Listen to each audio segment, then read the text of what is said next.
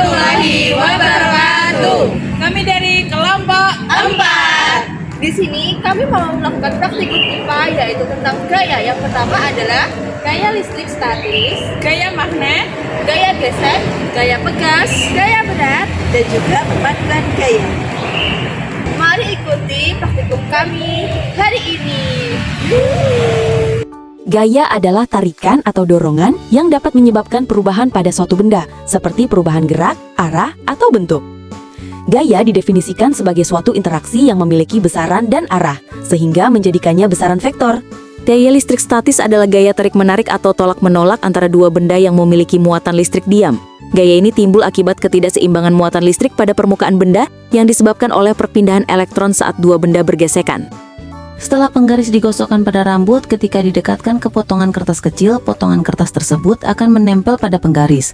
Fenomena ini terjadi karena adanya transfer elektron dan induksi listrik. Percobaan ini membuktikan adanya gejala listrik statis, yakni tarik-menarik antara benda bermuatan dan benda netral yang mengalami induksi mampu menimbulkan gerakan atau perpindahan pada benda ringan seperti potongan kertas kecil. Gaya magnet adalah gaya tarik-menarik atau tolak-menolak antara dua objek yang memiliki medan magnet. Medan magnet adalah daerah di sekitar magnet atau arus listrik yang dapat mempengaruhi objek lain yang memiliki sifat magnetik. Magnet memiliki kemampuan menarik benda yang terbuat dari bahan logam tertentu. Pada percobaan ini, jarum jahit dan seng termasuk bahan yang tertarik oleh magnet karena mengandung unsur logam ferromagnetik. Aluminium mungkin bersifat paramagnetik lemah sehingga tidak menunjukkan tarikan pada magnet.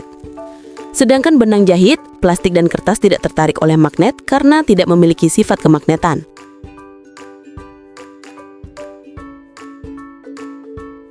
Gaya gesek adalah gaya yang berlawanan arah dengan gerak benda atau arah kecenderungan gerak benda ketika dua permukaan bersentuhan. Gaya ini muncul akibat interaksi antara dua permukaan benda, baik padat, cair maupun gas, dan besarnya dipengaruhi oleh kekasaran permukaan.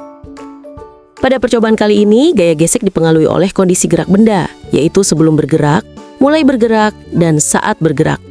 Benda membutuhkan gaya 2,5 Newton untuk mulai bergerak, yang menunjukkan gaya gesek statis maksimum. Setelah bergerak, gaya yang bekerja menjadi 3,5 Newton, yang menunjukkan gaya gesek kinetis. Nilai gaya gesek pada percobaan ini menunjukkan bahwa permukaan dan cara menarik balok sangat mempengaruhi besar kecilnya gaya gesek yang terjadi. Gaya pegas adalah gaya tarik atau dorong yang dihasilkan oleh benda elastis seperti pegas atau karet gelang yang timbul karena sifat elastisitasnya. Gaya ini selalu berusaha mengembalikan benda ke bentuk semula setelah mengalami perubahan bentuk karena tarikan atau tekanan.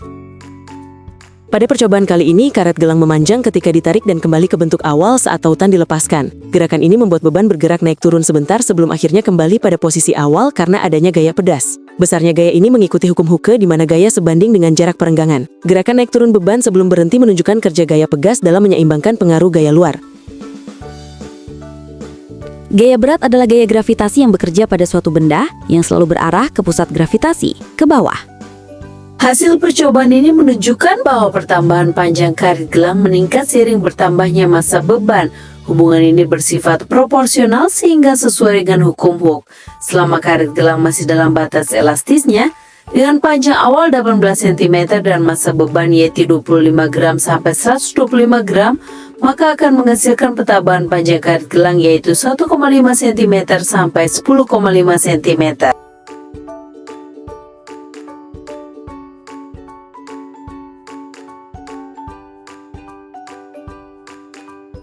Perpaduan gaya adalah penjumahan atau penggabungan gaya-gaya yang bekerja pada suatu benda untuk mendapatkan resultan gaya. Perpaduan ini harus memperhatikan arah gaya karena gaya adalah besaran vektor. Percobaan ini bertujuan untuk mengetahui bagaimana perpaduan dua gaya yang bekerja pada suatu benda mempengaruhi besar gaya total yang ditunjukkan oleh neraca pegas. Perpaduan dua gaya menghasilkan gaya total yang dipengaruhi oleh besar dan arah masing-masing gaya.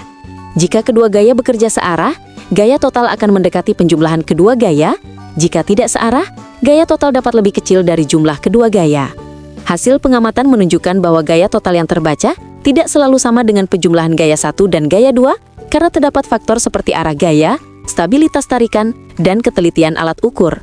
Percobaan ini menguatkan konsep bahwa gaya merupakan besaran vektor, sehingga perpaduannya mengikuti aturan penjumlahan vektor, bukan sekadar penjumlahan angka.